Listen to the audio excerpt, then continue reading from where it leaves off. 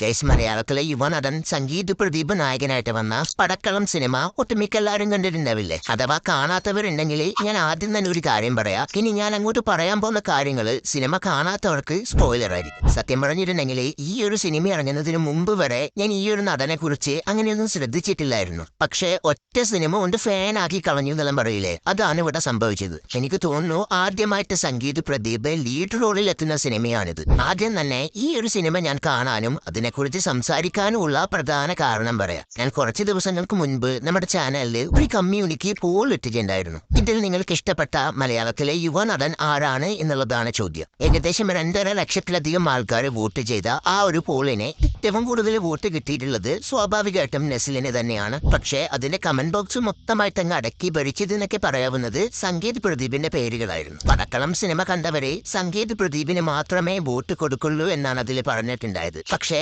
ആളുകൾ ഇത്രയധികം ആ ഒരു സിനിമയെ കുറിച്ച് പറയുന്നത് കേട്ടപ്പം എനിക്ക് ആ ഒരു പടം കാണാനുള്ള ഇൻട്രസ്റ്റ് വലിയ രീതിയിൽ കൂടിയെന്ന് വേണം പറയാൻ. സിനിമയെ കുറിച്ച് ഒറ്റ വാക്കിൽ പറയുകയാണെങ്കിൽ കണ്ടു ഞെട്ടി, അത്രേ ഉള്ളൂ. സിനിമയുടെ കൺസെപ്റ്റ്, മേക്കിംഗ്, സ്റ്റോറി, ഓരോ ആൾക്കാരുടെ അഭിനയായാലും എല്ലാം ഒന്നിനൊന്നും മെച്ചെന്ന് വേണം പറയാൻ. ഞാൻ ഈ ഒരു പടം കണ്ടതിന് ശേഷമാണ് ആലപ്പുഴ ജിംഖാന OTTയിൽ കണ്ടത്. ആ ഒരു സിനിമയിലായാലും ഈ ഒരു നടന്റെ ഓവറോൾ പെർഫോമൻസ് കിടിലനായിട്ടുണ്ടെന്നേ പറയാൻ പറ്റുള്ളൂ. ആസ് എ പെർഫോമർ എന്നുള്ള രീതിയിൽ ഈ ഒരു സിനിമയിലെ ചങ്ങായി കിടിലനായിട്ട് അഭിനയിച്ചിട്ടുണ്ട്. പക്ഷേ തിയേറ്റർ റിലീസ് ആയിട്ട് വന്ന ഈ ഒരു സിനിമയ്ക്ക് അർഹിച്ച വിജയം കിട്ടിയിട്ടുണ്ടോ എന്ന് ചോദിച്ചിട്ടുണ്ടെങ്കിൽ ഇല്ല എന്നേ പറയാൻ പറ്റുള്ളൂ. എന്തിനേറെ ഞാൻ ഉൾപ്പെടെയുള്ള ഭൂരിഭാഗം പേരും ഈ ഒരു സിനിമ OTTയിലാണ് കണ്ടത്. ഞാൻ അവസാനമായിട്ട് തിയേറ്ററിൽ പോയിട്ട് കണ്ട സിനിമ നമ്മുടെ മോഹൻലാൽ നായകനായ തുടരും എന്ന സിനിമയാണ്. പക്ഷേ ഇനി പറഞ്ഞിട്ടൊന്നും കാര്യമില്ല, കിടിലൻ ഒരു തിയേറ്റർ എക്സ്പീരിയൻസ് ഞാൻ മിസ്സാക്കി എന്നേ പറയാൻ പറ്റുള്ളൂ. പടക്കളം എന്ന ഈ ഒരു സിനിമയെ കുറിച്ച് സംസാരിക്കുമ്പം ഇതേ സെയിം കോൺസെപ്റ്റിൽ റിലീസായ മറ്റൊരു സിനിമ നമ്മുടെ മലയാളത്തിൽ ഇതിനു മുമ്പ് റിലീസായിട്ടുണ്ട്.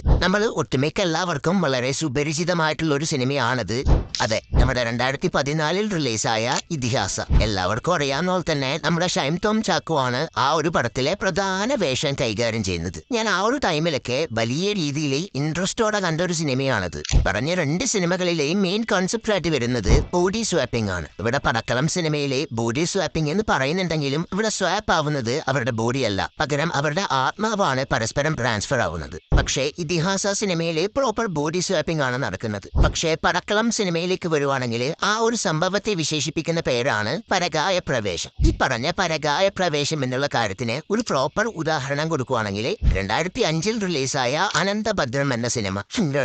ഈ ഒരു സിനിമയെ കുറിച്ച് ഞാൻ പ്രത്യേകിച്ച് എന്താ പറയണ്ടേ? ആ പടം കണ്ടവർക്കറിയാം ആ സിനിമയുടെ റേഞ്ച് അത് എത്രത്തോളം ഉണ്ട് എന്നുള്ളത്. മനോജ് K ജയൻ എന്ന നടൻ ഒന്നടങ്കം മഴിഞ്ഞാടിയ പടം എന്ന് തന്നെ നമുക്ക് ഇതിനെ വിശേഷിപ്പിക്കാം. ആ ഒരു പടത്തിലെ മനോജ് K ജയന്റെ സ്ഥാനത്ത് മറ്റൊരു നടനെ നമുക്ക് സങ്കല്പിക്കാൻ കൂടി പറ്റൂല. ഏതായാലും ആ ഒരു പടത്തിലെ മനോജ് K ജയന്റെ ആക്ടിങ്ങിനെ ഇൻസ്പയർ ചെയ്തിട്ട് 2010 മമ്മൂട്ടി നായകനായ ദ്രോണ എന്ന സിനിമയുടെ ക്ലൈമാക്സ് രംഗങ്ങൾ ഒട്ടുമിക്ക എല്ലാവരും കണ്ടിട്ടുണ്ടാവില്ലേ? അനന്തഭദ്രത്തിലെ പോലെ ചെയ്യാൻ നോക്കിയിട്ട് ഉണ്ടാക്കി വെച്ച കാട്ടിക്കൂട്ടലിനെ കുറിച്ച് ഞാൻ പ്രത്യേകിച്ച് പറയേണ്ട ആവശ്യമില്ലല്ലോ. എന്നാലും അനന്തഭദ്രം എന്നെല്ലാം പറയുന്നത് എന്തൊരു സിനിമ അല്ലേ? മലയാളത്തിലെ one of the best cult classic movie എന്ന് തന്നെ നമുക്ക് ഈ ഒരു പടത്തെ വിശേഷിപ്പിക്കാം.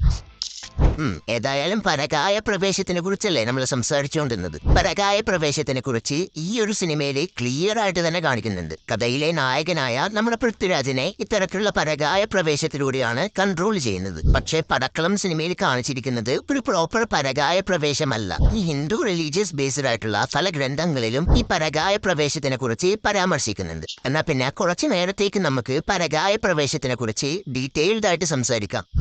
എന്റെ പിതാവിന്റെ ലൈബ്രറിയിലേക്ക് കയറിയിട്ട് പരകായ പ്രവേശവുമായി ബന്ധപ്പെട്ടുള്ള പുസ്തകങ്ങൾ ഞാൻ തപ്പി. അപ്പോൾ എന്റെ പിതാവ് തന്നെയാണ് പറഞ്ഞത് അഥർവവേദത്തിൽ ഇത്തരത്തിൽ പരകായ പ്രവേശത്തെക്കുറിച്ച് പരാമർശിക്കുന്നുണ്ട്. അങ്ങനെ 4 വേദങ്ങളിൽ ഒന്നായ അഥർവവേദം തപ്പി കണ്ടുപിടിച്ച് അതിൽ ഞാൻ പരകായ പ്രവേശത്തെക്കുറിച്ച് ഡീപ്പായിട്ടൊന്ന് സെർച്ച് ചെയ്തു. എന്നാലാണ് ഞാനൊരു കാര്യം മനസ്സിലാക്കിയത്. നമ്മൾ ഈ അനന്തഭദ്രം സിനിമയിൽ കണ്ടതും ഒരു പ്രോപ്പർ പരകായ പ്രവേശമല്ല. ഉദാഹരണത്തിന്, ജീവനുള്ള ഒരു ശരീരത്തിനുള്ളിലേക്ക് മറ്റൊരു ആത്മാവിന് കയറാൻ സാധിക്കില്ല. അതായത് ഒരാത്മാവിന് വസിക്കാൻ വേണ്ടിയിട്ട് ഒരു ശരീരം അത് അത്യാവശ്യമാണ്. അതിപ്പം മനുഷ്യന്റെ ശരീരമായാലോ മൃഗത്തിന്റെ ആയാലോ ഏതായാലും കുഴപ്പമില്ല. കൂടെ വിട്ട് കൂടുമാറല്ലെന്നൊക്കെ നമുക്ക് ഈ പരകായ പ്രവേശത്തെ വിശേഷിപ്പിക്കാം. ഇവിടെ അനന്തഭദ്രം എന്ന സിനിമയിൽ കാണിച്ചിരിക്കുന്നത് തെറ്റാണ് എന്ന് പറയാൻ കാരണം, ഒരു ശരീരത്തില് ഒരിക്കലും 2 ആത്മാക്കൾക്ക് നിലനിൽക്കാൻ പറ്റൂല. ഉദാഹരണത്തിന് ഇപ്പൊ പൃഥ്വിരാജിന്റെ ആത്മാവ് പൃഥ്വിരാജിന്റെ ശരീരത്തിൽ നിൽക്കുന്നിടത്തോളം കാലം ദിഗംബരന്റെ ആത്മാവിനെ പൃഥ്വിരാജിന്റെ ശരീരത്തിലേക്ക് കയറാൻ സാധിക്കില്ല. അങ്ങനെ പൃഥ്വിരാജിന്റെ ശരീരത്തിലേക്ക് ദിഗംബരനെ കയറാൻ കയറണമെങ്കിൽ പൃഥ്വിരാജ് എന്ന വ്യക്തി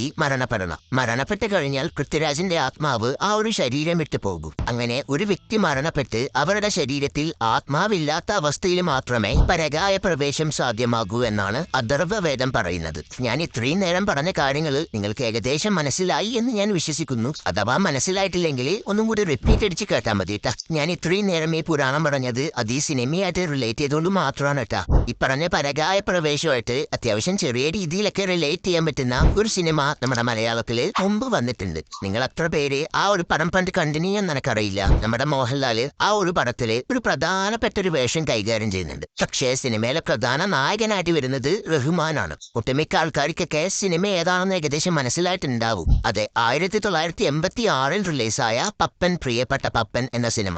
കാലൻ ആള് മാറിയിട്ട് നമ്മുടെ റഹ്മാനെ കൊണ്ടുപോകും. പക്ഷേ നമ്മുടെ റഹ്മാന്റെ ആയുസ് തീരാത്തോണ്ട് തന്നെ പെട്ടെന്ന് മരിച്ച ഏതെങ്കിലും ഒരാളുടെ ശരീരത്തിലേക്ക് നമ്മുടെ റഹ്മാന്റെ ആത്മാവ് കയറും. മരിച്ച ഒരു വ്യക്തിയുടെ ശരീരത്തിലോട്ട് കയറുന്നോണ്ട് തന്നെ അത് പരകായ പ്രവേശമായിട്ട് അത്യാവശ്യം സിമിലർ ആയിട്ടുള്ള ഒരു കാര്യമാണ്.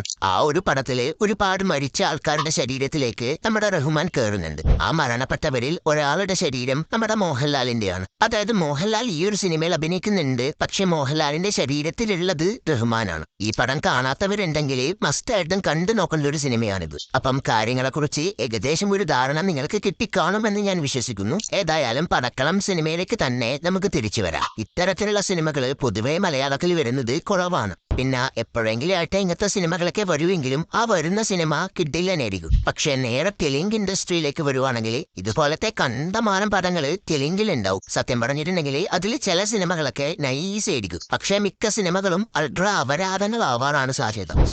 എനിക്ക് തോന്നുന്നു ഇനി അങ്ങോട്ട് മലയാള സിനിമയിലെ സന്ധ്യ പ്രദീപ് എന്ന നടനെ കിഡിലനായിട്ടുള്ള ചാൻസുകൾ കിട്ടുമെന്നുള്ളത് ഷുവർ ആയിട്ടുള്ള ഒരു കാര്യമാണ്. ഇതുവരെ ആയിട്ട് 5 സിനിമകളിൽ മാത്രമേ സന്ധ്യ പ്രദീപ് അഭിനയിച്ചിട്ടുള്ളൂ. 18-ാം പടി എന്ന സിനിമയിലൂടെയാണ് സന്ധ്യ പ്രദീപ് മലയാള സിനിമയിലേക്ക് ആദ്യമായി കടന്നു വരുന്നത്. പക്ഷേ ഈ ഒരു നടനെ ആൾക്കാർ കൂടുതലായിട്ട് ശ്രദ്ധിക്കാൻ തുടങ്ങിയത് ബേസിൽ ജോസഫ് നായകനായ ഫേലിമി എന്ന സിനിമയിലൂടെയാണ് എന്നുള്ളതാണ് സത്യം. പക്ഷേ പടക്കളം ഇത് സന്ധ്യ പ്രദീപിന്റെ ഒരു കരിയർ ചേഞ്ചിങ് ആയിട്ടുള്ള ഒരു സിനിമയാണെന്ന് തന്നെ നമുക്ക് പറയാം. മിക്കവാറും ഇനി അങ്ങോട്ട് ഈ ഒരു നടന്റെ റേഞ്ച് മാറും. നസ്ലിനെ പോലെ തന്നെ മലയാളത്തിലെ മികച്ചൊരു സ്റ്റാർ വാല്യൂ ഉള്ള ഒരു നടനായിട്ട് മാറാനുള്ള എല്ലാ യോഗ്യതയും സന്ദീപ് പ്രദീപിനുണ്ട്. പക്ഷേ നസ്ലിനൊക്കെ ഏകദേശം എല്ലാ സിനിമകളിലും ഒരേ ശൈലിയിലുള്ള ആക്ടിംഗ് ആയിട്ടാണ് എനിക്ക് പേഴ്സണലി ഫീൽ ചെയ്തിട്ടുള്ളത്. പക്ഷേ സന്ദീപിന്റെ കാര്യത്തിലേക്ക് വരുവാണെങ്കിൽ ആലപ്പുഴ ജിംഖാന എന്ന സിനിമയിൽ നിന്നും കംപ്ലീറ്റ്ലി ഡിഫറന്റ് ആയിട്ടുള്ള ഒരു അഭിനയമാണ് പടക്കളത്തിലേത്. ആ ഒരു ട്രാൻസ്ഫോർമേഷൻ സീനൊക്കെ കിഡിലനായിട്ട് തന്നെ ചെയ്തിട്ടുണ്ട്. ആ പടം കണ്ടവർക്കറിയാം നല്ലൊരു ഫ്യൂച്ചറുള്ള നടനാണിത്. ഈ നടനെ കുറിച്ച് ഒരു സെപ്പറേറ്റ് വീഡിയോ ചെയ്യാന്നാണ് ഞാൻ ആദ്യം വിചാരിച്ചത്.